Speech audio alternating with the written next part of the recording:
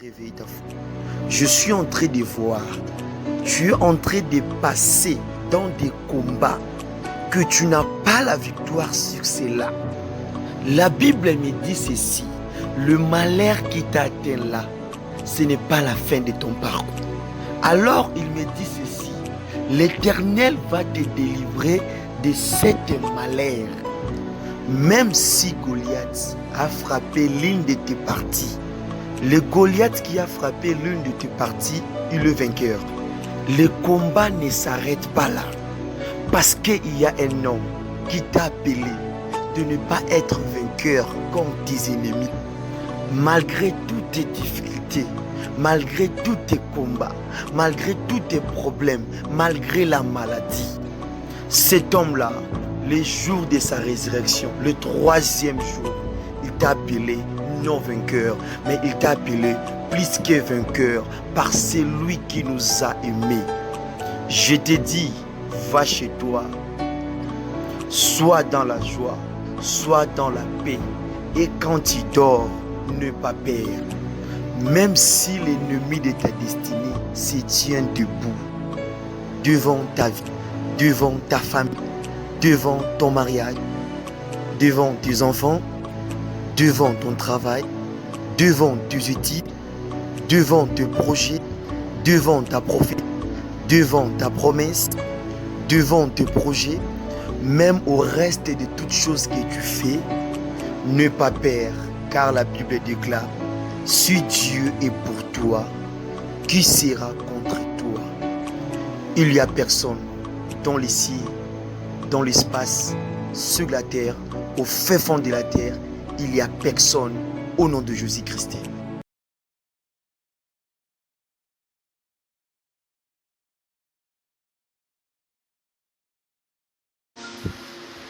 Je vous salue tous au nom du Seigneur Jésus-Christ de Nazareth, celui qui nous a accordé encore l'opportunité d'être là à sa présence. Merci pour votre présence, merci de se connecter ce matin. Merci vraiment aussi d'être là, que Dieu vous bénisse. Parce que ni par nos volontés, ni par nos forces que nous sommes là, et c'est par la grâce de Dieu que nous sommes ensemble là. Et que Dieu vous bénisse. Que Dieu vous bénisse abondamment et continuez aussi à partager les likes, continuez aussi à contacter vos frères et sœurs qui sont en ligne de se mettre encore ensemble afin que nous puissions démarrer notre service matinal. Que Dieu vous bénisse vraiment. Que Dieu vous bénisse pour vos présences. Je suis en pleine joie d'être avec vous. Je suis en pleine joie d'être avec vous. C'est pour que la grâce de Dieu soit avec vous. Je sais qu'avec Dieu, nous ferons des exploits. Que Dieu vous bénisse. Que Dieu vous bénisse abondamment. Et vraiment, je remercie Dieu pour le souffle de la vie qu'il nous a accordé. Sois aussi béni à toi qui s'est mis dans la présence de Dieu. Sois aussi béni à toi qui s'est encore s'engager sur cette service matinal. Je sais qu'aujourd'hui nous sommes arrivés déjà dans l'avant-dernier jour, afin que nous puissions aller clôturer notre service que nous sommes en train de poursuivre sur les thèmes qui est le cœur de l'homme. Et précisément, nous sommes en train de parler sur la sémence de l'âme. Sans plus tarder, je vais prier afin que nous puissions commencer notre enseignement. Je vais faire la prière de l'introduction.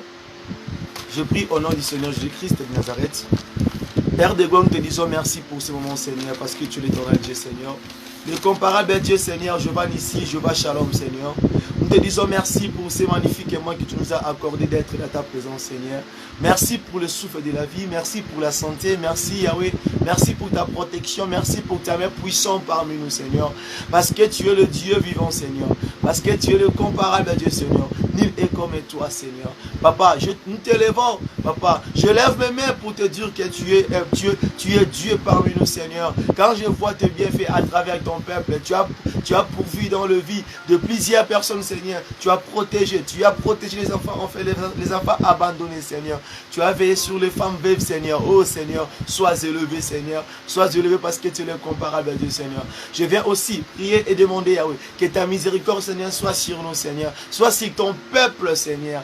Guide-nous, Seigneur. Laisse que ta miséricorde domine dans nos vies, Seigneur. Car tu dis que tu ne laisseras pas un homme soit tenté au-delà de sa foi, Seigneur. Laisse que ta miséricorde, Seigneur, puisse se manifester, puisse encore dominer dans nos vies, Seigneur. Ainsi que le sang que tu avais versé, Yahweh, dans la montagne des crânes, Seigneur, que le sang de Jésus puisse purifier nos vies, puisse purifier nos pensées, nos mains, nos corps, Seigneur. Que ton sang puisse encore nous purifier, Seigneur. Que ton sang puisse encore être notre vertu, notre couverture, Seigneur, contre toutes les ruses des diables, Seigneur. Que ton sang puisse encore nous protéger. Je te rends encore grâce et merci parce que sur les requêtes que j'étais en train de prier, que je priais sur Yahweh, je vis aussi ta main, Seigneur. Ainsi que tu as répondu à notre requête, ainsi que tu t'es manifesté encore, Seigneur. C'est ainsi que mon cœur avoue de te dire que, Seigneur, tu es merveilleux parce que tu écoutes la prière de tes serviteurs, Seigneur. Oh Seigneur, merci pour ce que tu as fait.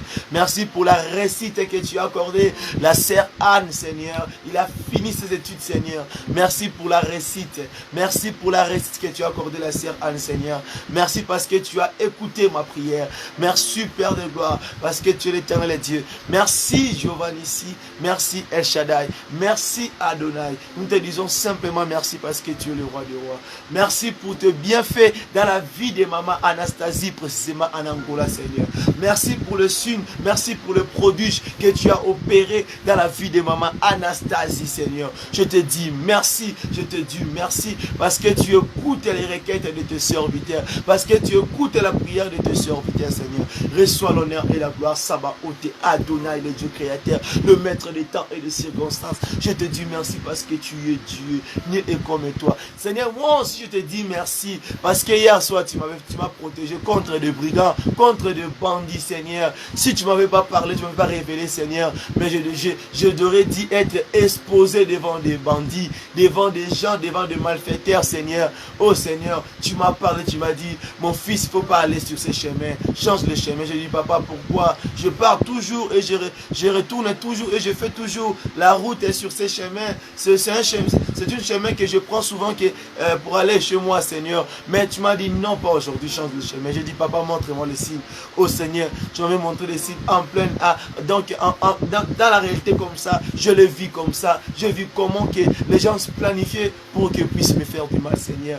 Oh Seigneur, merci comme que tu m'avais protégé. Merci comme tu m'as gardé, Seigneur. Parce que je ne devais pas même me mettre en ligne là. Parce qu'il devait me faire, donc il devait me frapper, il devait me combattre, il devait me piller. Mais Seigneur, tu m'as protégé. Tu ne m'as pas dit laisser être exposé dans la main du diable, Seigneur. Merci, Seigneur, parce que tu m'as épargné contre le danger qui était devant moi, Seigneur. Glory to glory, my God. Merci, merci, merci, merci, my Savior. Merci, El Shaddai. Merci, Adonai, parce que tu as fait de grandes choses. Merci, Seigneur Jésus, parce que tu as aussi manifesté dans la vie de nos frères et de nos sœurs, Seigneur. Tu as fait de grandes choses. Seigneur, nous te disons merci. Merci, Seigneur. Reçois l'honneur et la gloire. Que ton esprit domine, manifeste et dirige-nous, Seigneur, car nous avons besoin de toi, Seigneur. Sans toi, nous ne pouvons rien faire, Seigneur. Manifeste-toi, Jéhovah Nissi. Manifeste-toi, Sabaoth. C'est pour cela ton règne et la gloire soit au milieu de nous, Seigneur. Manifeste-toi, Seigneur. Domine, Seigneur. Que ta puissance domine, Seigneur. Reçois l'honneur et la gloire, Seigneur. Parce que tu es Dieu. Tu es Dieu, Seigneur. Personne mérite de recevoir les acclamations telles que toi, les cris des gens tels que toi, parce que tu es le comparable de Dieu. Thank you, Father, thank you, Lord. Merci pour ce moment. Règne et domine, Seigneur. Car je ne connais pas comment enseigner, comment prêcher, comment exhorter, Seigneur. Parle pour ton peuple, Seigneur, car ils ont besoin de toi, Seigneur. Manifeste-toi. Il est le nom de Jésus. Nous avons inspiré, nous disons merci, Seigneur Jésus-Christ de Nazareth. Amen, amen. Que Dieu vous bénisse. Que Dieu vous bénisse. Que Dieu vous bénisse. Que Dieu vous bénisse. Pourrons-nous acclamer et pousser encore des cris de joie à la gloire de son nom, parce qu'il est l'incomparable Dieu. Que Dieu vous bénisse. Sans plus tarder, nous allons continuer notre service que nous sommes en train de débiter ou de poursuivre, toujours dans le même thème principal, le cœur de l'homme. Le sujet sur lequel nous sommes en train de parler, sur la sémence de l'âme. Aujourd'hui, toujours dans la sémence de l'âme, nous allons un peu comprendre l'état de l'homme, l'état du cœur, l'état de l'âme. C'est un peu ça ce qu'on va parler.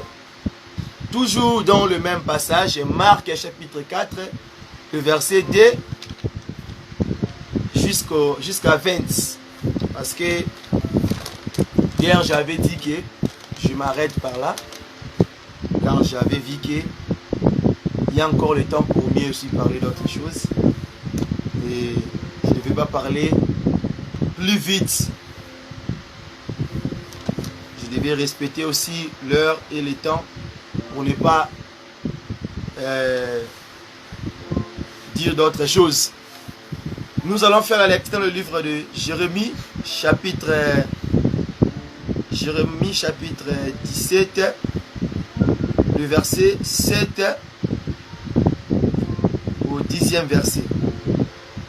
Faisons la lecture au nom de notre Seigneur Jésus-Christ de Nazareth. Jérémie chapitre 17, le verset 10, du verset 7-10. Faisons la lecture. Béni soit l'Éternel qui se... Béni soit l'homme. D'abord, que Dieu vous bénisse. Avant que je continue, que Dieu vous bénisse.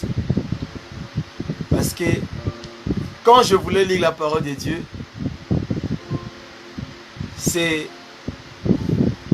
j'ai senti la bénédiction, l'esprit de la bénédiction. Quand je voulais lire béni soit l'homme qui se confie à l'homme, il me dit béni soit l'Éternel, le Dieu qui va nous surprendre, qui va faire des grandes choses. Et surtout dans votre vie. C'est un message que je viens de recevoir là maintenant. Quand je voulais juste lire la parole de Dieu. Il est passé directement à ma bouche. Il y a la bénédiction pour quelqu'un. Il y a la bénédiction pour quelqu'un. Et je crois que la personne là, c'est toi. C'est toi. Reçois-le au nom de Jésus-Christ de Nazareth. Qu'il soit ainsi. Amen. Faisons la lecture. Béni soit l'homme qui se confie dans l'Éternel et dont l'Éternel est l'espérance. Il est comme un arbre planté près des eaux et qui étend ses racines vers le courant, il n'aperçoit point le chaleur quand elle vient. Et son feuillage reste vert. Dans l'année de la sécheresse, il n'a point de crainte et il ne cesse de porter du fruit. Le cœur est tortueux par-dessous tout et il est méchant. Qui peut le connaître? 10. Moi l'Éternel, je prouve le cœur, je sonde les reins pour rendre à chacun selon ses voies, selon les fruits de ses œuvres, la parole de Dieu. Lisons encore dans le livre des Galates, Galates chapitre 6, le verset 1 au 9e verset. Lisons au nom du Seigneur Jésus-Christ de Nazareth. Frères, si un homme vient à être surpris en quelque faute, vous qui êtes spirituels, redressez-les avec un esprit de douceur. Prends garde à toi-même, de peur que tu ne sois aussi tenté. Portez les fardeaux les uns des autres, et vous accomplirez ainsi la loi de Christ. Si quelqu'un pense être quelque chose, quoi qu'il ne soit rien, il s'abuse lui-même. Que chacun examine ses propres œuvres, et alors il aura sujet de se glorifier pour lui seul, et non par rapport à autrui, car chacun portera son propre fardeau. Que celui à qui l'on enseigne la parole,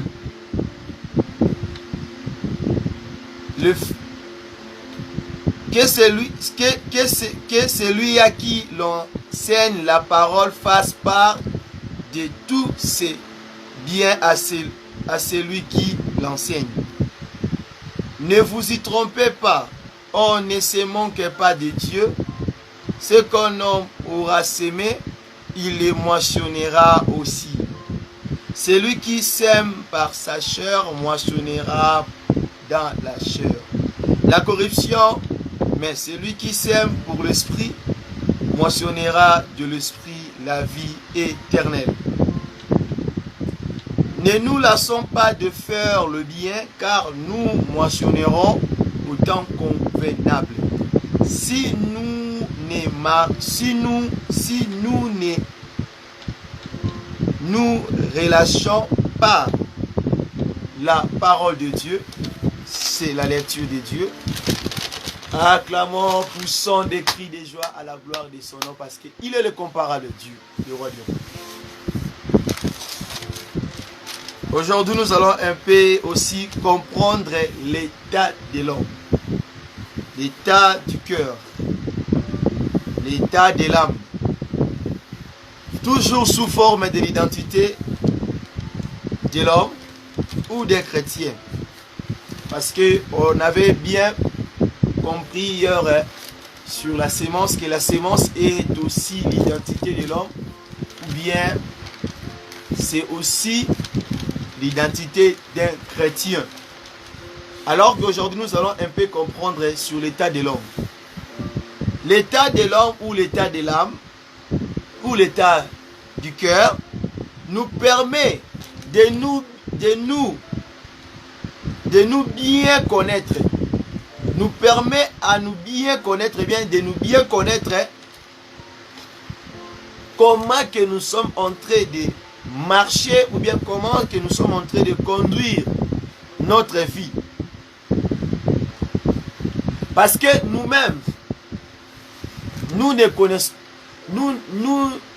se connaissons pas vraiment mieux que vraiment nous-mêmes. Parce qu'on a aussi autre chose que souvent on ne les remarque pas. Mais alors que nous tous, nous sommes totalement vus, ou bien connus, ou bien d'être vus sur notre état spirituel, physique, matériel, et nous sommes bien vus devant Dieu. Parce que notre Dieu voit l'intérieur, il voit aussi l'extérieur, il voit aussi tout ce qui se passe aux alentours de nous. Alors que l'état du cœur nous permet de bien connaître si nous marchons bien avec notre Dieu, ou bien si nous sommes dans la bonne voie. C'est quelque chose qui nous permet vraiment de bien aussi faire des renforcements spirituels.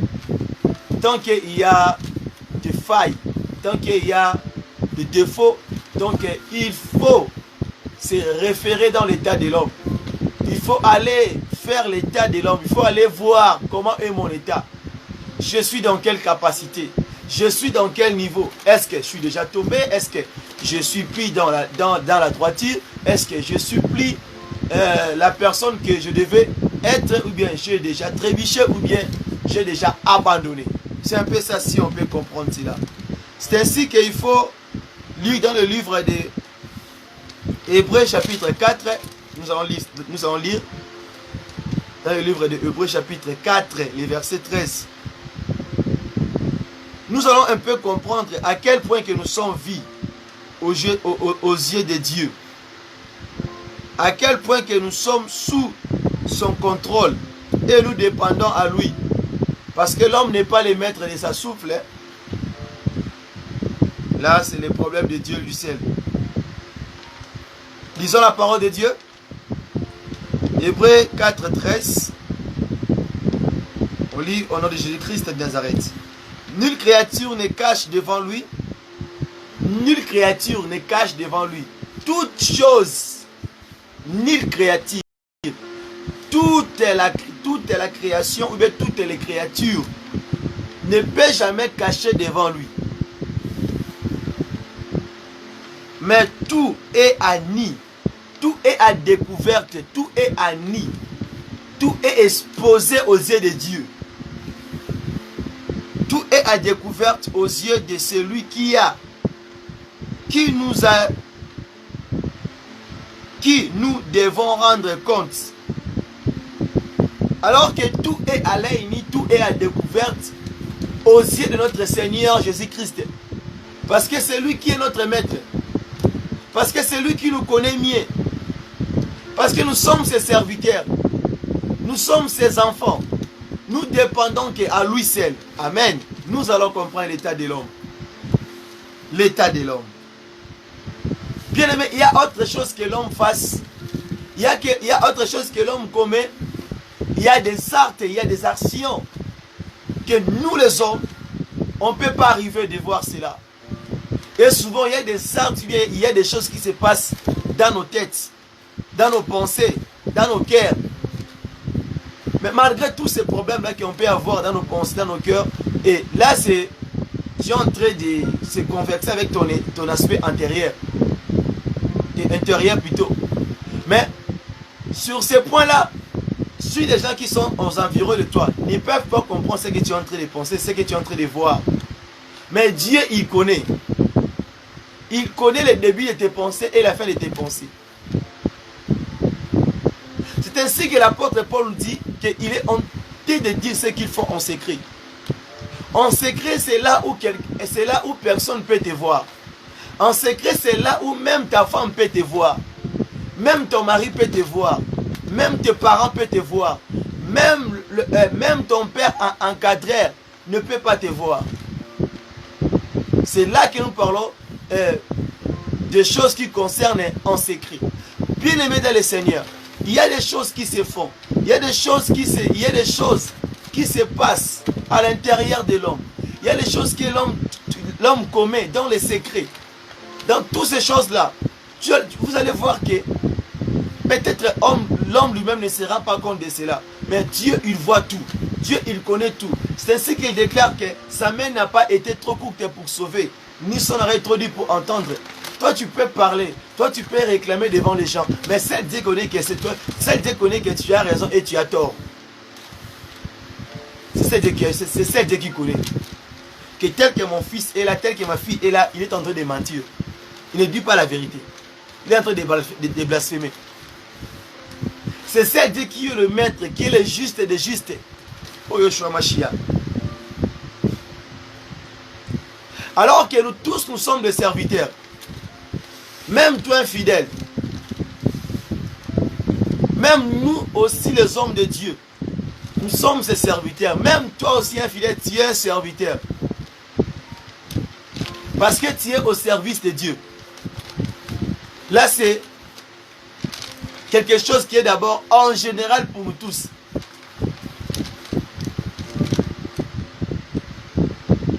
Parce que quand tu es disciple de Jésus-Christ, automatiquement tu es son serviteur.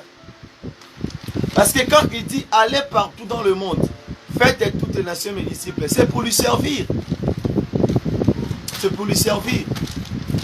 Alors que nous tous, nous sommes d'abord ces serviteurs. Dans ces premiers points, il faut comprendre. Nous tous, on a été appelés gagnants d'âme. C'est-à-dire, nous tous, on a été appelés comme les évangélistes. Mais on n'a pas tous le ministère évangélique. Ou bien on n'a pas tous le ministère, le ministère d'un évangéliste. On peut t'appeler, non, celui-là c'est un ministre. C'est un ministre, qui est un évangéliste. Non, ça c'est autre chose. Mais ça, c'est l'appel, ou bien ça, c'est la voie qui est d'abord en général pour nous tous. Nous sommes appelés gagnants d'âmes. Nous sommes appelés évangélistes pour gagner les âmes perdues. C'est ça. Tu peux évangéliser, tu peux gagner les âmes à travers ta façon de vivre, à travers ce que tu es en train de donner, à travers ce que tu es en train de faire. Tu ne peux pas même pas porter la Bible pour aller commencer à enseigner. Mais tu peux aussi gagner les âmes à travers ta façon de vivre. Tu peux aussi gagner les âmes. Comment est-ce que tu es en train de marcher? Cela aussi peut t'attirer. Cela aussi peut attirer les âmes perdues près de toi. Pour suivre les chemins que tu es en train de faire. Tu peux aussi gagner les âmes même si tu es en train d'exhorter, de prêcher, oui. Tu peux aussi gagner les âmes dans la prière. Dans toutes ces choses-là, c'est la sémence qui compte d'abord. C'est d'abord connaître quel genre de sémence que je suis en train de porter. Amen. Ça, c'est notre premier point que nous allons comprendre. La question est ceci. Quel genre de sémence que tu es en train de porter? La sémence. Quand on dit que quel genre de sémence que tu es en train de porter, c'est un genre-là. Le genre de sémence que tu es en train de porter. Porter-là, c'est ta conscience. Ta conscience c'est que dans mon cœur, j'ai ceci. Ta conscience. Ta conscience. Ta conscience. Ce que je vais dire par là. Ta conscience. Tu connais ce que tu es en train de porter. C'est là qui détermine l'état de ton âme. C'est là qui détermine l'état de ton cœur. C'est là qui détermine l'état de ta vie. Je peux me faire bon devant les gens. Je peux marcher, je peux parler de bonnes choses. Les gens me voient, oui, cet homme ici est bien. Mais ton cœur à toi connaît bien. Connaît mieux ce que je suis en train de parler là. Que si je suis juste, si je suis injuste, tu le connais mieux. Sur l'œuvre que tu es en train de faire, tu connais mieux que si tu es en train de blasphémer, si tu es en train de mentir, si tu es en train de voler, tu connais bien. À part d'abord Dieu, toi-même tu connais. Parce que même si la personne est accusée, il est dans le tribunal, il est devant le juge, sa conscience connaît que la chose là qu'on m'a accusée, je l'ai commis, je l'ai fait, ou bien je n'ai pas fait. Sa conscience connaît mieux. Même si le juge, le procureur prend la décision finale, sa conscience dira que ce qu'on m'a dit, je l'ai fait. Ce qu'on m'a dit, je ne l'ai pas fait. Ça reste comme ça ne va pas changer. Amen. Alors que, pour mieux comprendre ce premier point, il faut lire dans le livre de Job, le chapitre 1er. Parce que la Bible nous présente que la sémence, quel genre de sémence que Job portait? Quel genre de sémence? Nous allons lire d'abord juste au moins 2 versets qui va aussi nous permettre. Job chapitre 1er, juste le chapitre 1er. Je lis au nom de Jésus-Christ de Nazareth. Il y avait dans le pays d'Uz un homme qui s'appelait Job. Cet homme était intègre. Là, c'est d'abord le premier point qui nous montre que la sémence que Job portait. Job, il était intègre et droit. Donc Job, il était intègre. C'est la sémence qu'il portait d'abord. Et il craignait Dieu. La crainte n'est pas la chose qui se fait dans la physique d'abord. C'est la chose qui se fait à l'intérieur de l'homme. Donc l'état de Job, l'état du cœur de Job, l'état de l'âme de Job était dans la crainte. Il était intègre, il était droit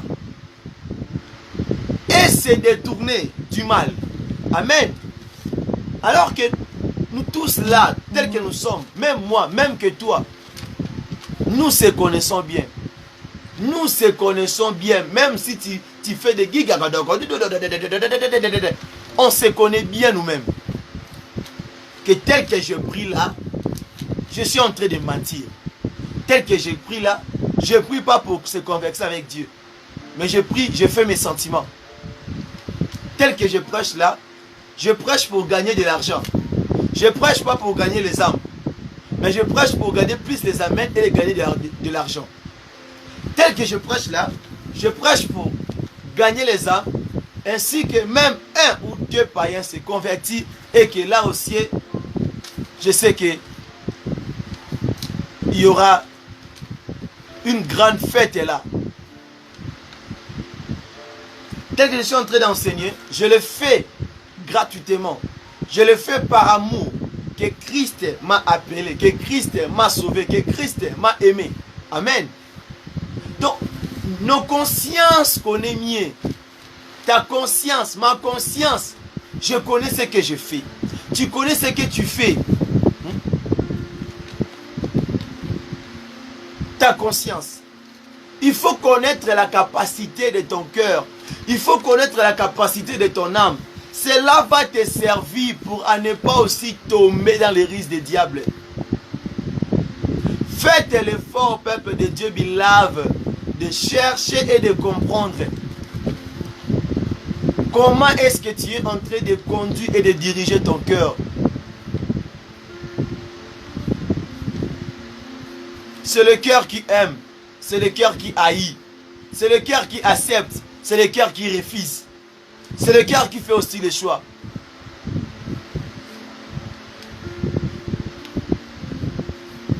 Avant que nous puissions avoir l'accomplissement de la chair, des œuvres de la chair, d'abord c'est le cœur qui décide.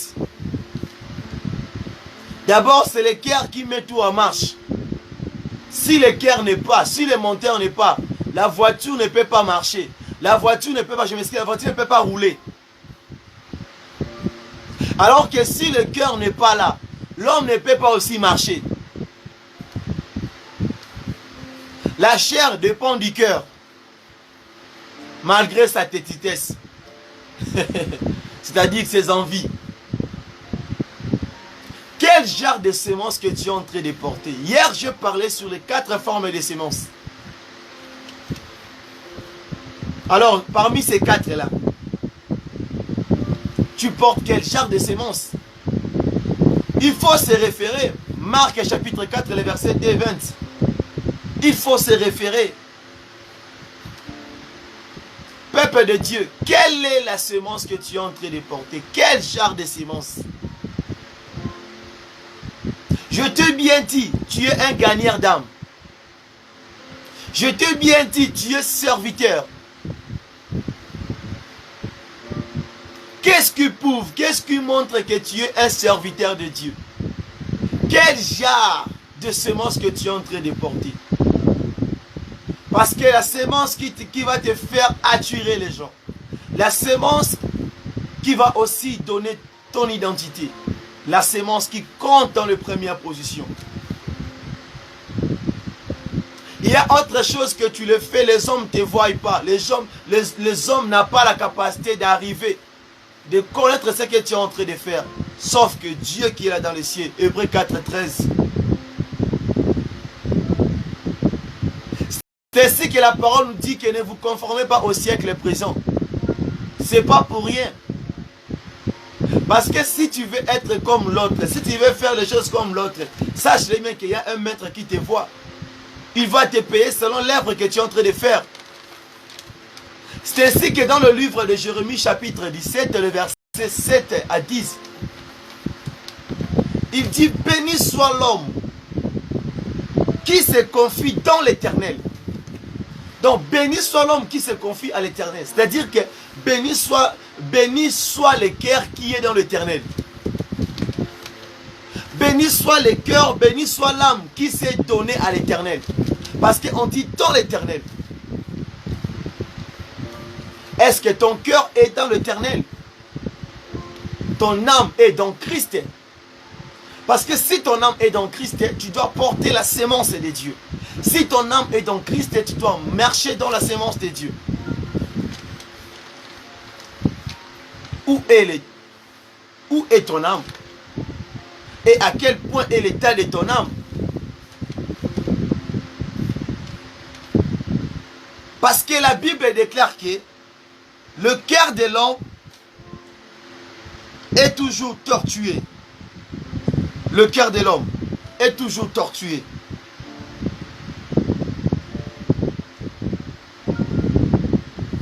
Ce n'est pas en vain. Le cœur de l'homme est tortué par-dessous tout. Et il est méchant. Qui peut le connaître? Qui peut le connaître? C'est-à-dire, faites l'effort à chaque fois de bien examiner ton cœur, de bien examiner ton âme, de savoir d'abord, tel que je suis en train de marcher, est-ce que j'ai dérouté ou bien je suis toujours dans le bon chemin? C'est un devoir de matin, midi, soir, bien-aimé. Parce que la parole insiste. Le cœur de l'homme est tortué. Il est méchant.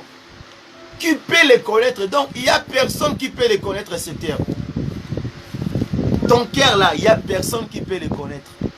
Ce n'est pas même les médecins. Ce n'est pas même les médecins. Cela veut dire que tout ce que tu es en train de faire, sache bien qu'il y a un maître. C'est l'âme qui sera sauvée, ce n'est pas le corps. C'est l'âme qui sera sauvée, ce n'est pas le corps. C'est ainsi que c'est notre devoir de chaque fois de faire l'examen de conscience, de s'examiner. Alors que la parole nous dit ceci, moi l'Éternel, je prouve le cœur. C'est l'Éternel qui éprouve le cœur, qui connaît celui qui est juste et celui-là il est injuste. C'est Dieu lui-même qui sait faire la distinction, de nous distinguer, de faire la différence entre le bien et le mal. Mais sur terre, nous avons le choix de choisir le bien et le mal. Alors que chez Dieu aussi, c'est lui seul qui peut séparer ce qui est bien et ce qui est mal. Je vais bien répéter aussi, tu peux paraître devant les gens que tu es juste. Tu peux se faire paraître devant les gens que tu es un homme de Dieu qui craint Dieu. Tu peux te paraître devant les hommes que tu es un fidèle, un bien-aimé, qui marche dans la voie de Dieu, qui suit la voie de Dieu. Mais en réalité, tu le fais dans la spiritualité, tu es perdu, tu n'es même pas dans la voie de Dieu. Alors que dans ces points, donc ce n'est que Dieu lui-même qui peut mettre la différence de ces deux choses-là. Alors qu'il dit encore, je sonde les reins, oui, ils sont les reins, pour rendre à chacun selon ses voies. Donc c'est lui qui peut nous donner selon ce que nous, on avait suivi, on avait fait, ou fait. C'est celle Dieu lui-même. C'est celle Dieu lui-même. C'est là que nous comprenons que c'est Dieu qui fait la distinction et c'est Dieu qui sépare. C'est Dieu qui connaît comment placer toutes les choses dans sa place. Là, ça sera la récompense. Parce qu'il dit, selon les fruits de ses œuvres. Alors, nous allons comprendre ceci. Nous continuons. Après, quel genre de sémence que tu es en train de porter, nous allons comprendre ceci. Le deuxième point. Un serviteur ou une servante. Là, je suis maintenant entre le point d'un serviteur ou bien une servante. Et la question est ceci. Qu'est-ce que tu es en train de s'aimer? Qu'est-ce que tu es en train de s'aimer? C'est ça la question. Parce qu'après avoir connaître que je porte la sémence numéro 1, bien je porte la sémence numéro 2, bien je porte la sémence numéro 3, ou bien je porte la sémence numéro 4. Et parmi tous ces sémences-là, ton cœur connaît là où tu es. Maintenant, quand tu es en train de porter cette sémence, sache-le bien qu'il y aura les œuvres, il y aura le travail que tu vas commencer à faire. Et ce travail-là sera même reconnu devant les gens. Et ce travail-là s'appelle un témoignage. Ce travail-là, ça ne va pas se faire seulement dans le cœur. Ça va se faire voir même devant les gens. Sur ce que tu es en train de faire. Sur ce que tu es en train de s'aimer. Sur ce que tu es en train de travailler. Ou bien la chose que tu es en train de toucher. Nous allons comprendre. Alors qu'il y a eu des gens, quand ils s'aimaient, quand ils travaillaient, même tant qu'il est là, même tant qu'il n'est pas là, ses œuvres ont parlé à sa place. C'est ainsi que aussi qu'un homme ne parle pas beaucoup. Un homme ne parle pas beaucoup. Mais ce sont les œuvres, ce sont les œuvres de l'homme qui parle à sa place. Un homme, il parle beaucoup à ses œuvres. C'est-à-dire que ce sont les œuvres qui parlent à la place de l'homme.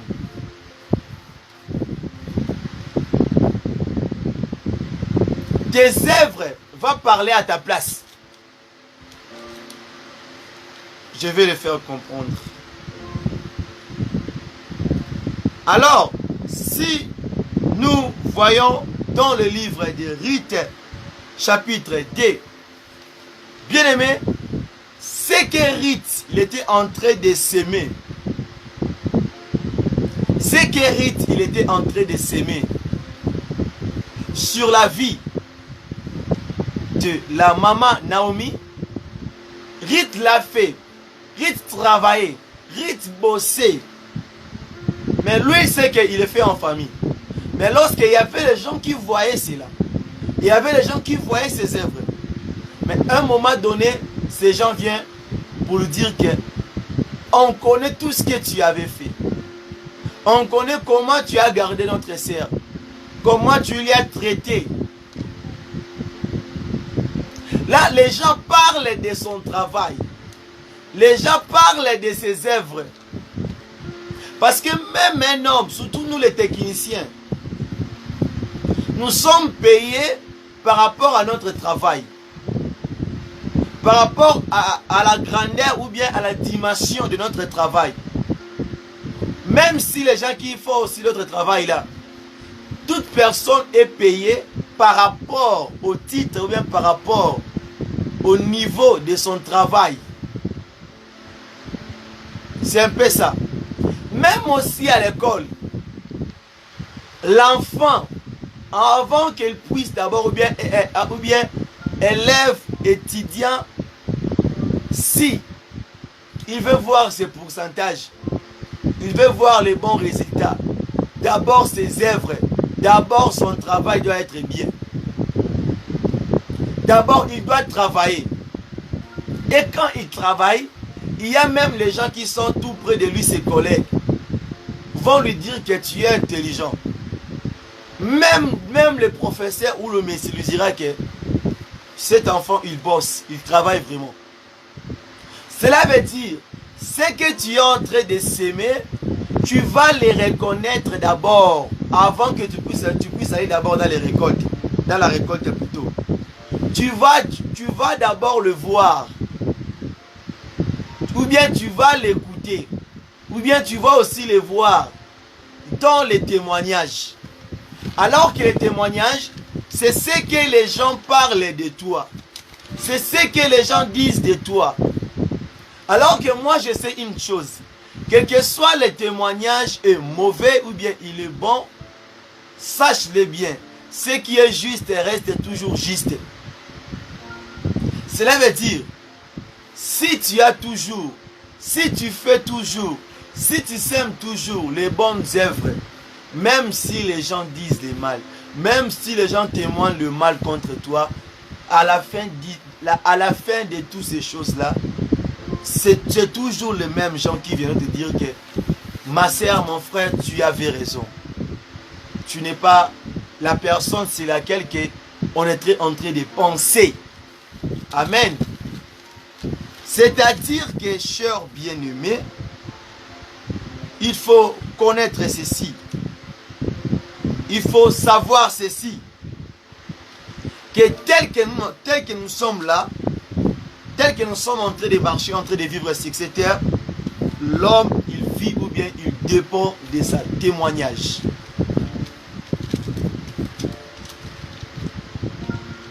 C'est ton témoignage qui va aussi bien te positionner dans le plan de la vie. C'est le témoignage que tu es en train de porter qui va te donner même des grandes opportunités de la vie. En tout, en général, même dans l'œuvre de Dieu. Sur le plan physique, sur le plan matériel, oui. Si les gens savent que cet homme-ci, il est voleur, dans ces quartiers-là que tu es en train d'habiter, sache-le bien que s'il y a un travail qu'on est en train d'engager les gens, on ne va pas te prendre parce que tu es voleur. Ils ont peur que tu vas les voler en fait. Ils ont peur. Parce qu'il va passer à la fin de l'histoire, cet homme-ci va nous voler. Mais même si on l'engage là maintenant, il va nous faire du dégât ici. Alors si tu es aussi une femme qui est mal réputée, tu ne respectes pas ta vie, tu ne respectes pas tu ne donnes pas le poids sur ton corps, you don't respect yourself. Donc cela veut dire aussi quand tu ne respectes pas toi-même, les gens aussi ne vont pas te donner du poids. Parce qu'ils ont... Donc ils ont...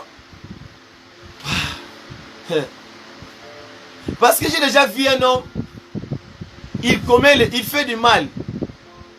Il ne vit pas bien avec les gens, mais il veut que les gens lui respectent. Oh. J'ai été étonné. Il a des mauvais caractères. Il a des mauvais comportements. Il ne sait pas comment accueillir les gens. Mais il veut à son tour que les gens fassent quoi? Que les gens lui accueillent. Lui accueillent bien. Lui traitent bien. Lui respectent aussi. Je lui ai dit, mon frère, tu sais que d'abord le pardon est réciproque.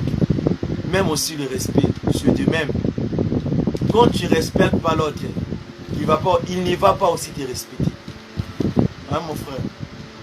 Respecte-toi afin que les gens te respectent. C'est un peu ça.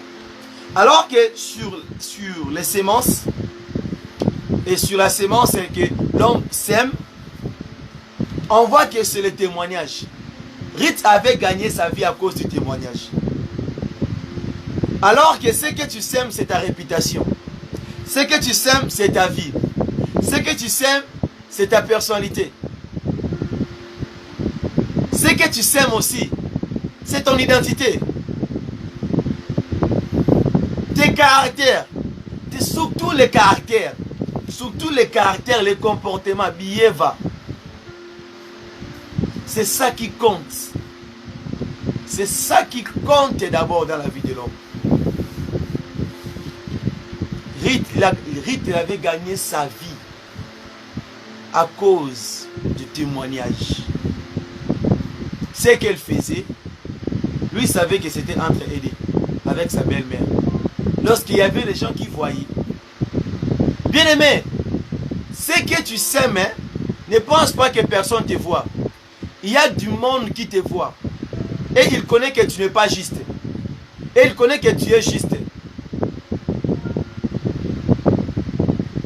Parce que dans les genres quand je dis dans le premier point, là c'est Dieu qui voit maintenant. C'est Dieu qui peut te justifier. Là c'est Dieu qui te défend. Là c'est Dieu qui te connaît. Là c'est Dieu, il est maintenant ton appui. Mais sur le deuxième point, là c'est d'abord nous, à part Dieu. C'est d'abord nous.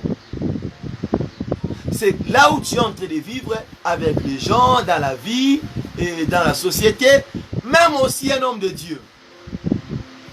Tu sèmes quoi, bro? Tu sèmes quoi? Tu sèmes quoi au cœur de tes fidèles? Tu sèmes quoi au cœur de brebis? Tu sèmes quoi? Tu sèmes quoi? Parce que la sémence que tu es en train de porter, c'est ce que tu vas aussi s'aimer. Alors que ce que tu donnes aux brebis, ce que tu donnes au peuple de Dieu, c'est ce qui est dans ton cœur. Si ce n'est pas vrai, tu es en train de leur donner la nourriture qui est déjà inspirée. Cela veut dire plus tard ou bien aux années à venir, cette sémence va causer des dégâts dans leur vie spirituelle. Va causer des dégâts sérieusement.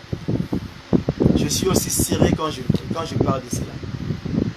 Cela veut dire, peuple de Dieu, homme de Dieu, surtout nous les serviteurs de Dieu, nous devons contrôler quel genre de nourriture, quel genre de semences que nous sommes en train de s'aimer dans la vie des chrétiens. Alors si vous avez un bon maître chez vous, sachez bien que vous êtes en train de bien, vous êtes en train de bien se croître. Si vous avez un bon maître, sachez-le bien que votre vie est bien assurée. Mais si vous avez un mauvais maître, sachez-le bien que votre vie est aussi détruite. Alors que les hommes aujourd'hui, le serviteur aujourd'hui, s'aiment que la chair, s'aiment que le matériel, parce que c'est là qui paye mieux que les choses de l'esprit. Peuple de Dieu, j'ai toujours répété, il y a un maître là qui nous voit. Je l'ai toujours dit. Moi, je ne peux pas te juger, je n'ai pas ces droits. Je ne peux pas te condamner, je n'ai pas ces droits. Mais lui qui est là, c'est lui qui va nous juger. C'est lui qui va nous condamner. Et c'est la loi qui va nous condamner. Ce que tu avais fait, c'est bon. Ce que tu avais fait, c'était pas bon. Bien aimé, il faut contrôler, il faut veiller à tes pas. Ne sois pas emporté. Ne sois pas emporté, j'insiste. L'homme de Dieu, il ne faut pas vendre l'évangile. L'homme de Dieu, il ne faut pas être commerçant. Parce qu'il y a des hommes de Dieu, à la place de s'aimer la parole de vie, à la place de s'aimer la parole de paix, lui, il a changé cette parole. Il a commencé à vendre cette parole. Il y a des hommes de Dieu, il y a des soi-disant des serviteurs qui commencent à marchander la parole de Dieu, qui commencent à vendre la prophétie, à marchander la prophétie. Bien-aimé, c'est vraiment malheureux. C'est la honte. C'est la honte. C'est la honte. Il y a même ceux-là aussi qui ont pris leur argent pour aller acheter le ministère. Il a pris moi son argent, il part chez un homme de Dieu, il cause avec lui. Tel que l'homme envie toujours, l'homme pense toujours. L'homme a toujours envie de quelque chose. Quand il vient chez l'homme de Dieu, à la place de demander à Dieu s'il paie, il prier pour lui et lui rendre. Non. Tellement qu'il avait besoin de l'argent, il a pris l'argent, il a pris toutes ces choses-là. Après, il a consacré la personne. Il y a des pasteurs, des serviteurs qui sont des prématurés. Des pasteurs et des serviteurs, ou bien les apôtres, les prophètes, les évangélistes. Il y a d'autres là qui n'ont pas été préparés. Balamba Magi Biente. Ils ont acheté le ministère avec leurs biens, avec leur argent. Qu'est-ce que tu vas donner le peuple de Dieu? La vie? Non, la mort seulement. La mort. La mort. Parce que tu t'es précipité à la place de travailler, jusqu'à attendre les bons moments. Non. Toi, tu as dit, moi, je ne vais pas travailler. Je vais tout corrompre. Je vais tout acheter. C'est ainsi que vous allez voir dans Jérémie 23, la Bible nous dit que mes serviteurs sont corrompus. Les sacrificateurs sont corrompus. Mon ensemble est corrompu. La corruption dans l'œuvre de Dieu. C'est un travail aussi.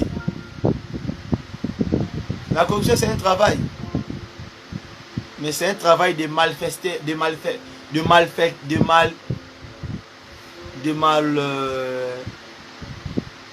malfaiteurs. Yeah. C'est un travail de ces genres de personnes. Ils volent le peuple de Dieu. Ils détruisent l'œuvre de Dieu. Un homme m'a posé la question, comment est-ce que tu peux parler qu'un homme de Dieu, quand il fait le travail de prier pour les gens avec l'huile, il donne des gens de l'eau, de manteau, toi tu dis que ce sont des voleurs. Non, je n'ai pas dit ils sont des voleurs. J'ai dit ceci. Quand Dieu te recommande de prier pour un homme avec l'huile, c'est bien. De prier pour un homme avec un manteau, c'est bien. De prier pour un homme avec de l'eau, c'est bien. Mais le problème est ceci. Quel Dieu qui t'a dit d'ouvrir un magasin à l'église, de vendre de l'huile, de l'eau, des manteaux, que tu as mis tes photos. Enfin que si la personne prend ses manteaux, lui pose sur ça, il met sur sa tête, il obtient la guérison. Quand la personne boit de l'eau, c'est la purification. Quand la personne il applique l'huile, c'est le succès et l'élévation qui va le suivre. Peuple de Dieu, vous savez que les choses de Satan ont évolué vraiment. Les gens pensaient que si tu voulais aller chez les Satan pour prendre l'argent ou bien la magie, il faut aller dans la maison de marabout ou bien des fétichères ou bien des bangangala. Il faut aller chez eux. Mais aujourd'hui, c'est transformé. Comme dit 2 Corinthiens 11, ces serviteurs s'est déguisé aux l'ange de lumière, s'est déguisé aux apôtres et aux pasteurs. Ils ont juste changé l'enveloppe, mais le contenu n'a pas changé. Bien aimé, quand toi tu prends la photo d'une personne, tu le mets dans ta maison, soit disant ton pasteur, quand tu le mets, le démon ne va pas y entrer. C'est de l'idolâtrie. Tu es ennemi de Dieu. Pour toi, l'enfer est déjà ouvert pour toi. Tu n'as plus le temps de passer dans le jugement aussi.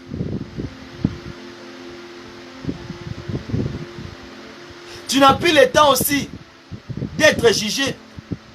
tu vas aller vers, sans problème. D'abord, c'est le jeûne des faits et puis l'enfer.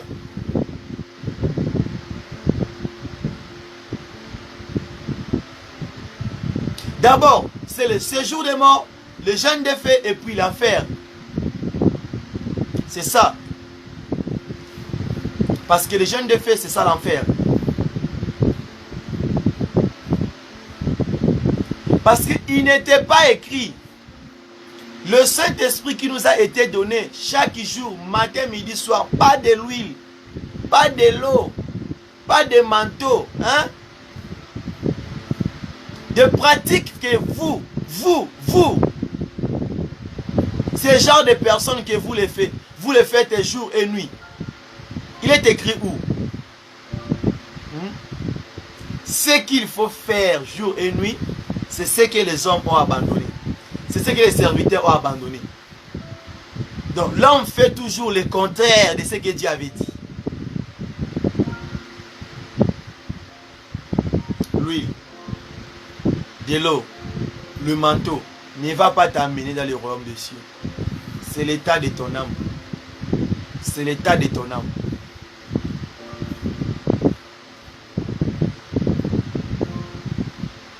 Et vous les vendez à $100, $200, $50.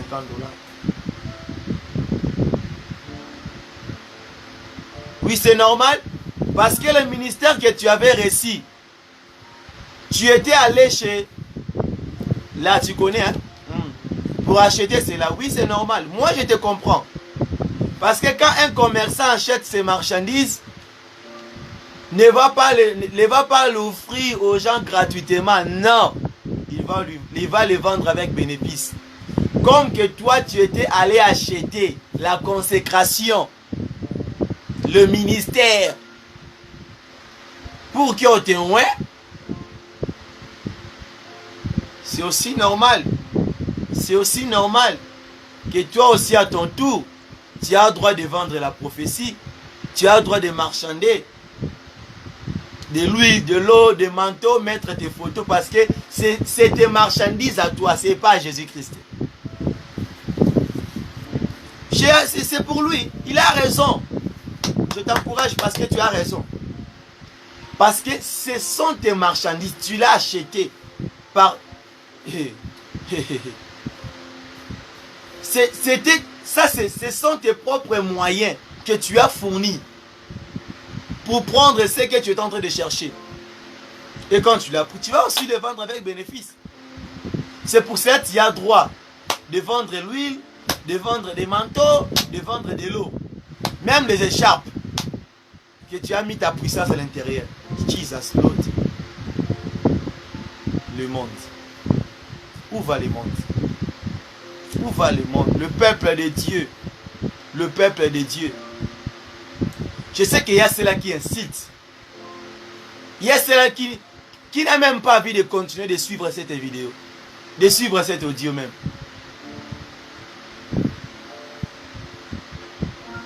Dis, regarde cet homme, il dit de n'importe quoi. Je l'ai dit et je le répète toujours. Depuis la nouvelle alliance, jusqu'à la fin, tu vas ni voir ou jamais voir où Jésus a vendu de l'eau, où Jésus a vendu l'écharpe, où Jésus a vendu d'huile. Jamais. Parce que ce que je te l'ai dit, ce que je te parlais, ce n'est pas le concept d'une personne. Cela vient de Jésus-Christ. Parce que sa parole déclare selon Ephésiens 5d. Il dit, marchez à l'exemple de Jésus-Christ. Pas à l'exemple de Paul. Ton cœur doit suivre les pas de Christ. Ton cœur doit faire ce que ton père avait fait. Pour rester et demeurer son enfant, son fils fidèle. Son serviteur fidèle. Sa servante fidèle. Tu es en train de s'aimer quoi? Tu es en train de s'aimer quoi? Tu es en train de détruire la vie des peuples de Dieu. C'est comme si la personne qui est en train de s'aimer le grain de l'orange. Il sème le grain de l'orange, mais à l'intérieur de ces grains-là, il a appliqué des produits chimiques. Et quand l'arbre se croise, il donne ses fruits et ces fruits attirent les gens. Quand un homme prend ses fruits, il coupe, il voulait manger, il voit la couleur du fruit, il dit hey, c'est vraiment bon ces fruits ici. Hein. Lorsque à l'intérieur de ces fruits-là, il y a des engrais chimiques qui peuvent réduire, qui peuvent diminuer ta vie, qui peut diminuer aussi le temps que tu devais faire ici sur terre. Parce que tu ne prends pas la parole, parce que tu ne manges pas un nourriture qui est original, mais tu manges un nourriture qui est déjà expiré, qui est déjà détruit. Ce sont les genres de nourriture que le peuple de Dieu veut attendre, veut manger. La nourriture qui n'est pas bien préparée. La nourriture qui n'était pas prête, mais on l'a servi aux tables. L'homme de Dieu, c'est que tu es en train de s'aimer. Cher serviteur, c'est que tu es en train de s'aimer. C'est ça qui sera ta récolte. N'oublie pas. Alors que même Tabitha, ou la femme d'Orcas, elle était une servante de Dieu. Il a fait son travail gratuitement. Il s'aimait gratuitement. Le jour qu'il a tombé malade, elle était morte. Regardez cette mort de veuve. Quand les veuves s'approchaient pour rendre témoignage de ce qu'il a fait. Oui, bien aimé, il y a d'autres témoignages, c'est réel et c'est vrai. Même Dieu connaît que ce que ces gens disent pour cet homme, c'est vrai. Ce que le peuple de Dieu dit pour ses serviteurs, c'est la réalité. Et aussi, c'est ce qu'il fait. Il est droit. Oui, il y a des gens qui sont justes. Il y a des gens qui sont droits aussi sur cette terre. Qui respectent leur vie. Qui vivent à la crainte de Dieu. Il y a des gens, je n'ai pas dit qu'il y a aucun. Il y a des gens. Il y a des gens, j'insiste, il y a des gens. Peuple de Dieu, nous devons faire l'effort de contrôler nos pas, nos marches. Témoignage. Quel genre de témoignage? Si Tabitha, Dorcas avait réussi la vie, il avait réussi encore les secondes opportunités, c'est à cause du témoignage. Le témoignage aussi sauve l'homme. L'homme est sauvé aussi dans le témoignage. Même dans le livre de 2 Rois chapitre 4, c'est toujours le témoignage. C'est la femme qui a fait la distinction de dire que cet homme, il est juste, il est un saint de Dieu. Tes œuvres seront examinées. Nos œuvres seront examinées les derniers jours. La troisième des choses, la récolte. La récolte sera égale à ce que tu es en train de s'aimer. Parce que tu peux s'aimer une graine de l'orange, une graine de l'oseille, une graine de l'arachide, mais tu peux récolter même pas une,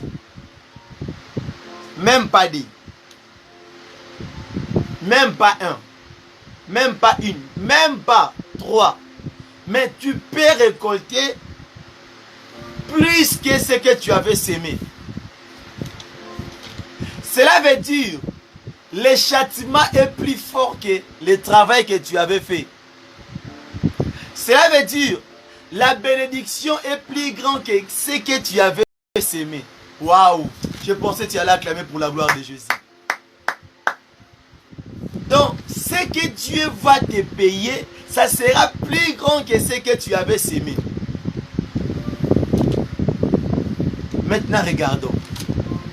Qu'est-ce que nous sémons?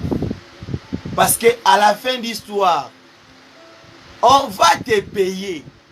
Mais le revenu, la somme que tu vas recevoir, ça sera plus grand. Et si c'est le mal, sache-le bien que la punition va durer. Va faire mal. Va faire très mal. Et si c'est l'élévation, ah non, non, non, non, non, ça sera dans l'abondance. Au centuple rabocha. Bien aimé, il faut bien contrôler ce que tu... Il faut bien vérifier ce que tu es en train de s'aimer. Aïe, aïe, aïe, aïe, aïe, c'est touchant. Il faut bien contrôler. Parce que quand Dieu va récompenser, quand Dieu va payer l'état de ton âme, l'état de ton âme, l'état de ton cœur, sera dans l'allégresse, sera dans la joie, en train de sauter. Victorieux, vainqueur jusqu'à la mort.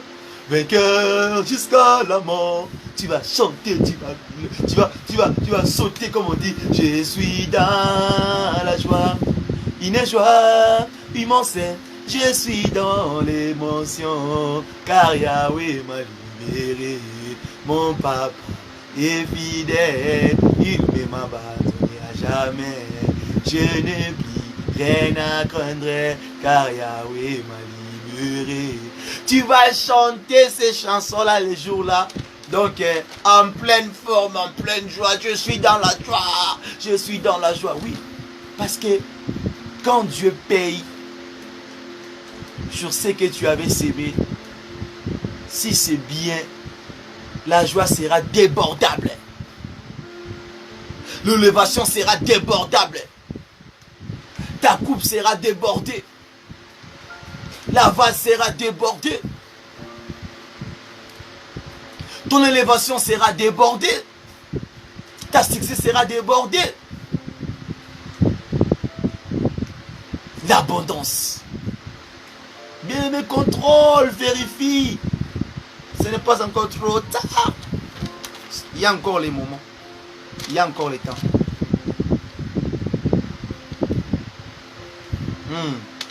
Très important. À ne pas oublier.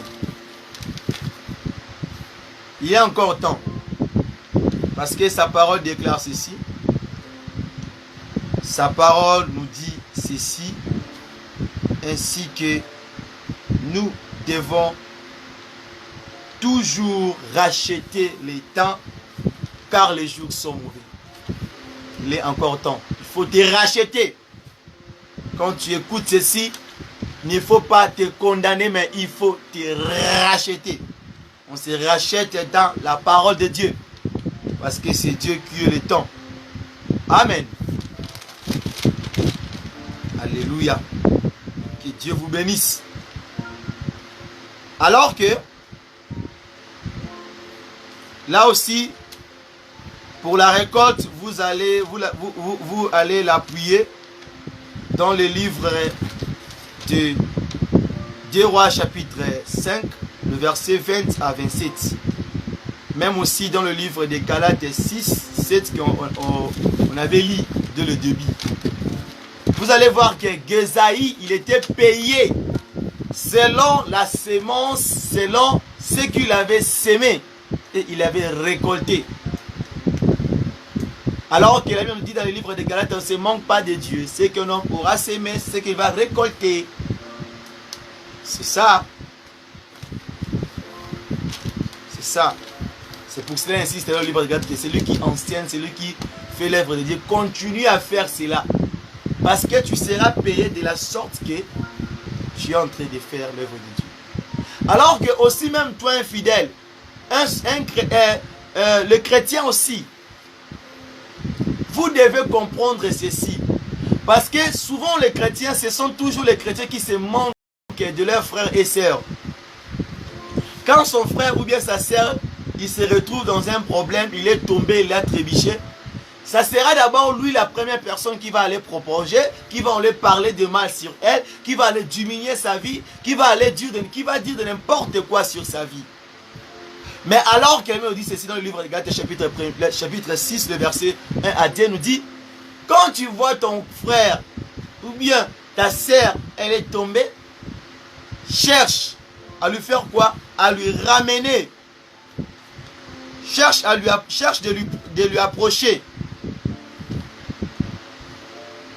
Et cherche à lui reprendre.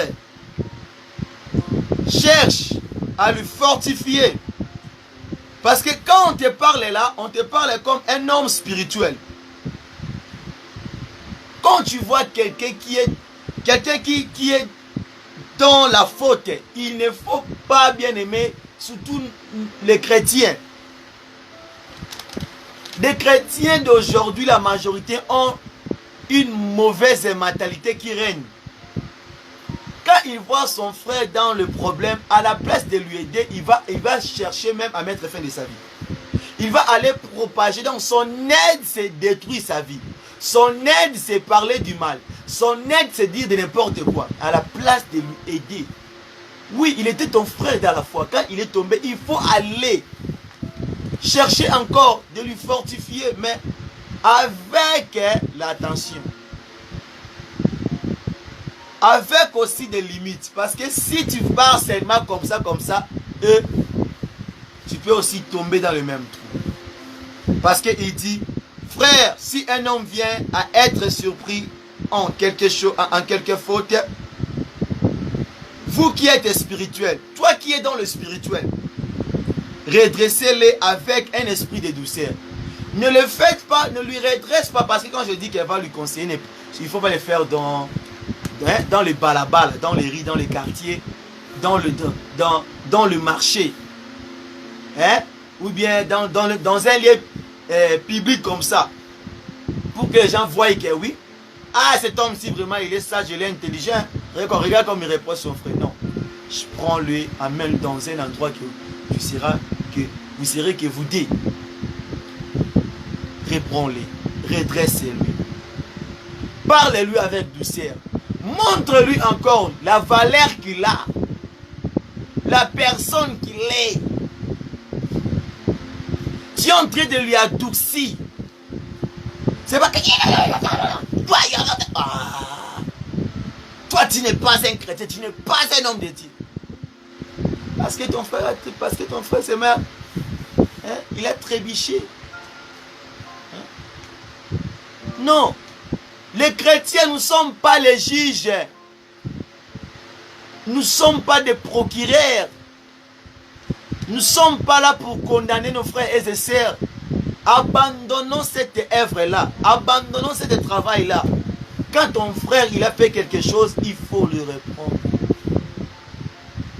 Il faut le redresser. Parce que toi, tu es toujours dans la spiritualité. Lui, il est déjà tombé. Pourquoi tu veux maintenant lui laisser aller dans le jeûne de feu? Et tant qu'il est près de toi, il ne faut pas, cher bien-aimé. Il dit, prends garde à toi-même de peur que tu ne sois aussi tenté. Quand tu le fais, prends garde de toi. Cela veut dire, contrôle tes paroles, contrôle ta bouche, contrôle tes gestes, contrôle même ce que tu vas faire là. Pour ne pas lui amener aussi d'aggraver la situation. Parce que quand tu vas aggraver la situation, toi aussi tu vas te retrouver dans la même situation. Donc il ne faut pas faire quelque chose qui va te causer aussi, donc tu deviens de même avec lui. Ça c'est la troisième, c'est la quatrième, c'est la troisième chose. Et la quatrième chose, bien le quatrième point que nous devons comprendre, tu peux aussi s'aimer et tu récoltes rien. C'est-à-dire, il faut bien vérifier le lieu où la personne. Il y a aussi les gens qui s'aiment, mais ils ne récoltent pas. Ils s'aiment, surtout c'est dans le ministère. C'est un moment que l'homme de Dieu, quand Dieu lui appelle, il va commencer à travailler, mais il ne récolte pas. Il peut aller, il évangélise, il prêche, il vient à l'église, tous les gens qu'il avait évangélisés, même pas une, même pas deux, qui s'est présenté dans le service. Oui, Il y a aussi les gens qui peuvent faire du bien, qui peuvent aider les gens. Mais quand lui, il a un problème, il ne reçoit rien. Personne ne peut lui assister. Personne ne peut intervenir sur son cas. Personne, bien aimé, j'insiste. Personne. Là maintenant, ce n'est pas ton problème. Mais c'est le problème de vérifier maintenant ta vie. Ce n'est pas ton problème, ça veut dire quoi? Ce n'est pas un problème de commencer à dire, ah non, ces gens, ah non, non, non. Il ne faut pas d'abord les accuser. Il faut t'examiner. Il faut vérifier, est-ce que ce que tu es en train de faire, c'est Dieu qui t'a donné cet accès? Ou bien, ce que tu es en train de faire, ce que tu faisais, Dieu t'avait ordonné. Dieu peut aussi te ordonner, mais il voit aussi ta façon que tu es en train de persévérer. Parce que la persévérance aussi compte, hein? Compte vraiment. Parce qu'il y a eu aussi des gens, comme Job, dans le livre de Job, dans le livre de Job,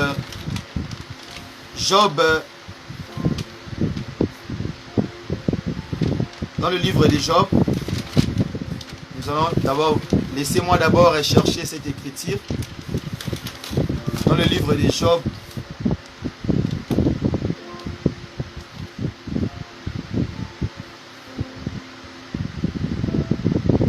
dans le livre de Job, Job 31, premier verset jusqu'au 40e verset. Job, il a sémé. Job, il a travaillé, mais il n'a rien récolté en premier temps. Quand il a connu des difficultés, quand il a connu des problèmes, il n'a rien récolté. D'autres choses que tu es en train de s'aimer là maintenant, tu es en train de poser des actes là maintenant, tu es en train de mettre tes graines là maintenant, ce n'est pas pour récolter là maintenant. Tantôt c'est pour 20 ans, 30 ans, 40 ans, 50 ans. Mais toi, quand tu sèmes juste la première année, le deuxième année, tu es en train de patienter. Tu es en train de, comment je peux d'espérer que tu vas recevoir quelque chose là maintenant. Et tu as cette conviction. Alors que c'est quelque chose de 10 ans, 15 ans. Cela veut dire que tu peux aussi s'aimer, tu ne récoltes pas. Là, ce n'est pas ton problème. C'est le problème de Dieu. Parce qu'il connaît le bon moment qu'il va te donner. Mais il y a aussi ceux-là qui s'aiment, selon Matthieu 6 ou bien Matthieu 7, selon ces deux chapitres-là, qui s'aiment non pour que Dieu lui paye, mais ils s'aiment pour être fils des hommes.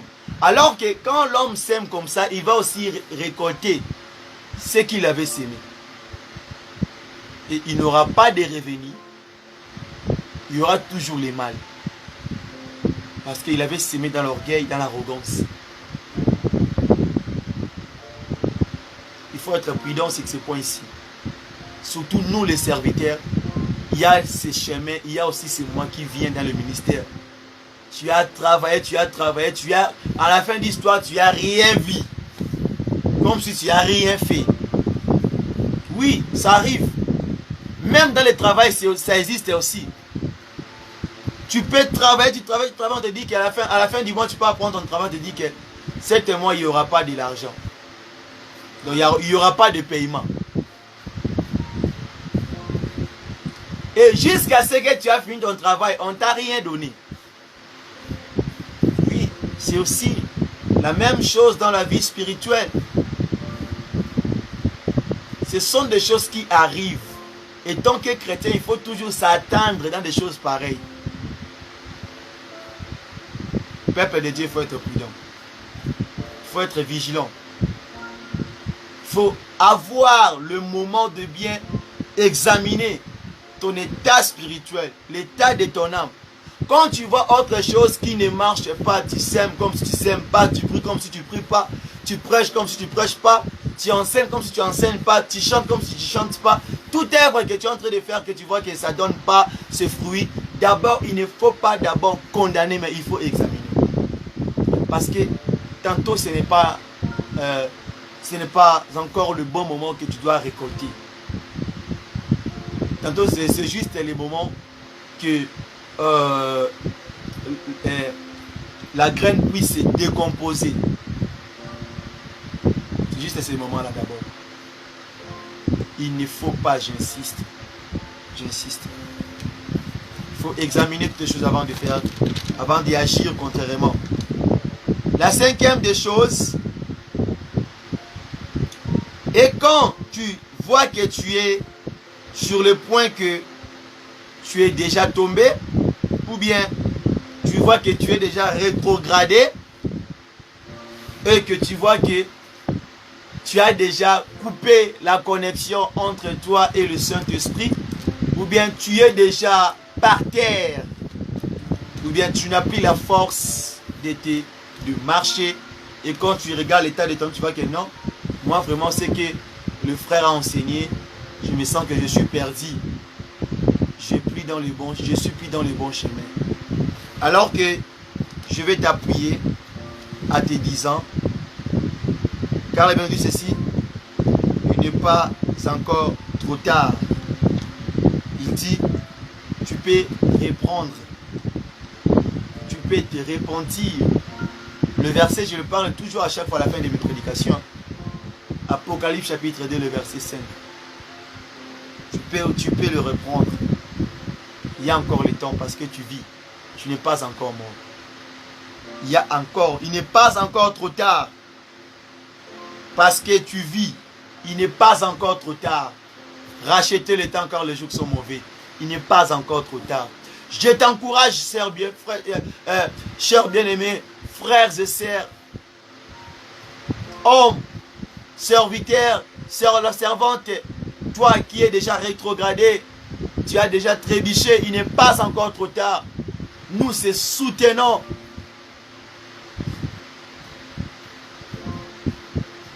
Un arbre sans ses sarments, il n'y aura pas de fruit. Un arbre a besoin de ses sarments pour que la fruit se croisse. Puisque le fruit se croisse.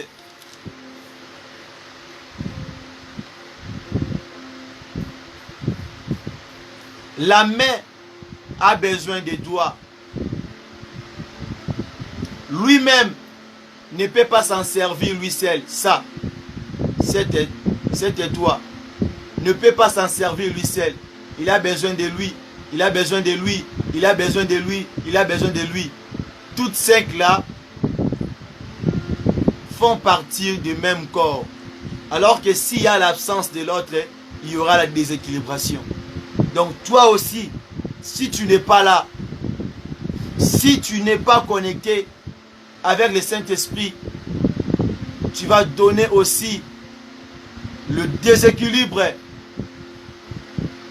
dans la vie des autres chrétiens. Donc nous avons besoin de toi. Toi aussi tu as besoin de nous. Reprends ton travail. Entre dans les bons chemins. Ce n'est pas encore trop tard. Le Fils de Dieu ne te condamne pas. Il n'est pas venu pour te condamner. Accepte-lui encore. Reconnecte-toi encore avec le Saint-Esprit.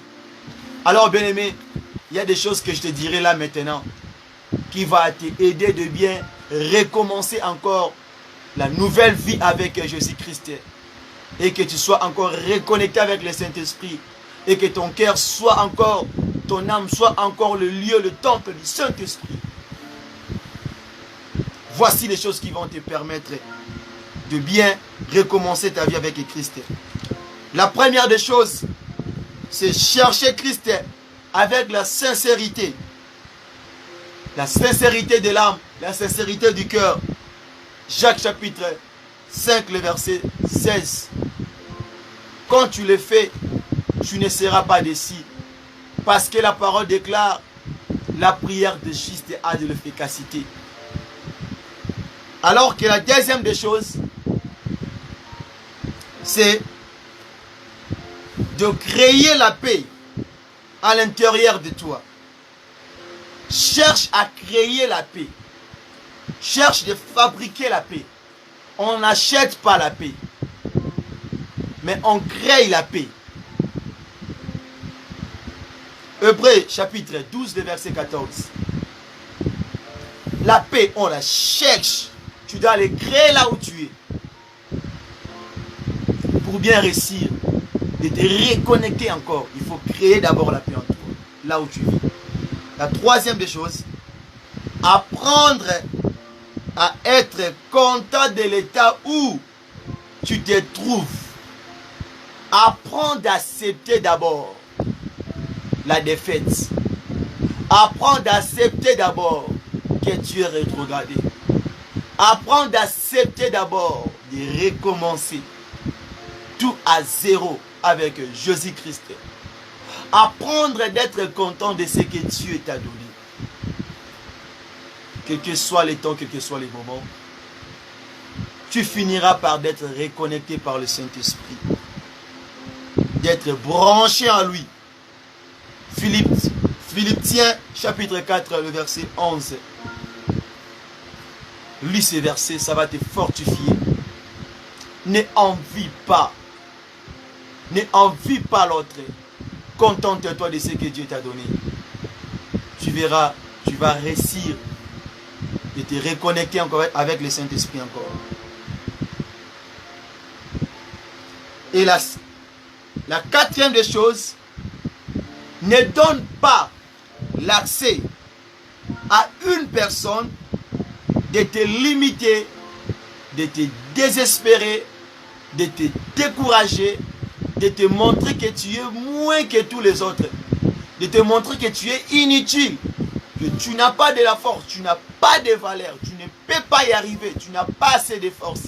Lorsque la Bible déclare selon Proverbe, chapitre 16, le verset 1er, la Bible dit ceci. La Bible dit, le projet qui en forme le cœur dépendant de l'homme, mais la réponse qui est dans la bouche vient de l'Éternel. Il ne faut pas accepter.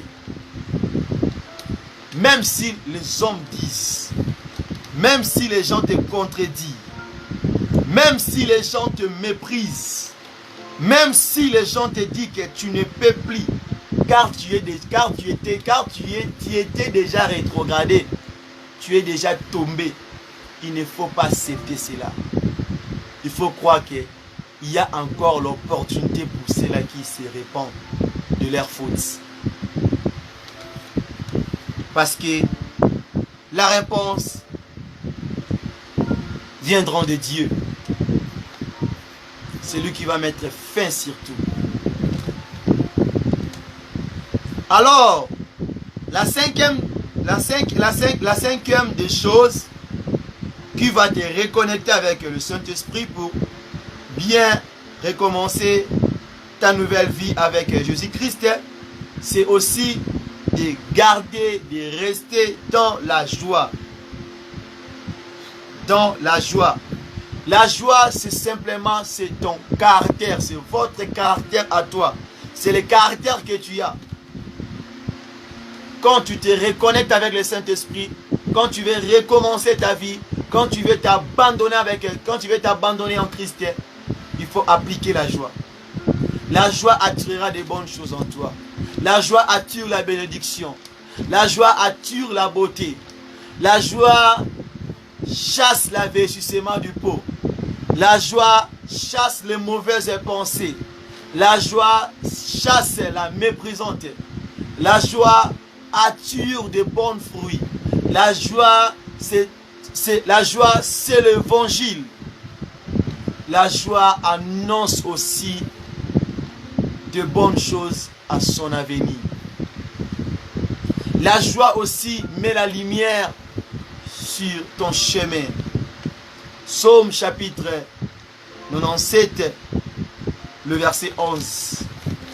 Lis tous ces versets sur ces points que je t'ai donnés et tu verras que Dieu va t'assister. Et pour en finir, ce qu'il faut noter et ce qu'il faut garder, c'est tout ce que j'ai parlé dans l'état des larmes. C'est faites l'effort de garder la parole de Dieu. Gardez la parole de Dieu dans ton cœur, dans ton âme. Josué chapitre 1, le verset 8. Marche dans sa parole. Suis ses voies. Selon Jean 14. Selon Proverbe chapitre 2, le verset 1er. Suis ses voies, suis ses pas, suis ses préceptes. Tu verras, tu seras reconnecté avec le Saint-Esprit et l'état de ton âme sera dans le bon état.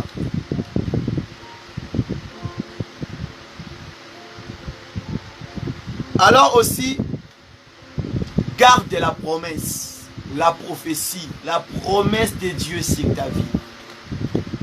Il ne faut jamais dire que Dieu avait fait l'erreur de me créer. Dieu a fait l'erreur dans ma vie sur l'état que je me suis retrouvé. Sur l'état que je m'en trouve, Dieu a fait l'erreur. Dieu n'a jamais fait l'erreur sur ta vie. Selon Jérémie chapitre 29, le verset 11. Dieu n'a jamais fait l'erreur. Garde cette promesse en toi et tu verras la différence. Que la puissance, la main de Dieu, la parole de Dieu demeure dans ton cœur. Que la puissance de Dieu écrase, détruit toute les barrière, tout le chaîne qui te lie de ne pas avancer, de ne pas aller de l'avant, de ne pas voir la main de Dieu, qu'il soit tombé là maintenant, au nom de Jésus. Sois reconnecté avec le Saint-Esprit. Sois reconnecté dans la parole de Dieu. Sois reconnecté dans l'œuvre de Dieu. Sois reconnecté avec la puissance du Saint-Esprit, au nom de Jésus. Sois rempli de sa puissance. Sois rempli de sa puissance. Sois aussi la tête et non la queue. Que tu reçois ta liberté là où tu es. Reçois ta liberté là où tu es. Quitte tout est emprisonnement, tout est prison diabolique. Tout est lié stérile. Tout est lié séché. Tout est lié désertique. Tout est lié des épines. Va et installe dans la bonne terre. Là où Dieu avait préparé pour toi. Et va et accède dans le pays de promesses que Dieu t'avait promis. Que tu sois libéré. Que la vérité entre à toi, te franchisse et brise tes limites. Sois libéré au nom de Jésus. Au nom de Jésus, que tu sois restauré. Que la restauration passe dans ton cœur.